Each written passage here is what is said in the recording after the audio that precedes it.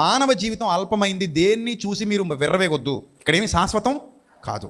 ఉన్నంతకాలం నీతిగా బతకాలి. ఉన్నంతకాలం 10 మందికి మేలు చేసే విధంగా బతకాలి. ఎంతకాలం ఉంటావో అంతకాలం రాజులా బతుకు, రాణిలా బతుకు, గొప్పగా బతుకు.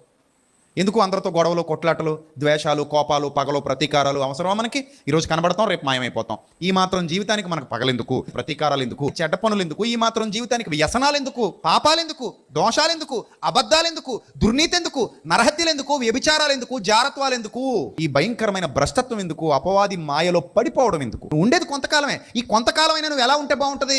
మంచిగా ఉంటే బాగుంటుంది కదా. ఆయన వెలిగించిన దీపానివి నువ్వు. ఆ దీపం దేవునికి అనుకూలమైనదిగా, అనేకులకు, ఇతరులకు దీవెనకరంగా, ఇతరులకు వెలుగునిచ్చేదిగా ఉంటే మంచిది తప్ప మంచిగా వెలిగి ఆరిపోదాం. ఎలాగూ ఆరిపోతాం. చీకటిని తొలగించి ఆరిపోదాం అంతే తప్ప చీకటిని పెంచుకునేలా కాదు, చీకట్లో ఉండిపోయేలా కాదు, చీకట్లో కలిసిపోయేలా కాదు. నీతిని వెతికే వారిగా ఉండాలి.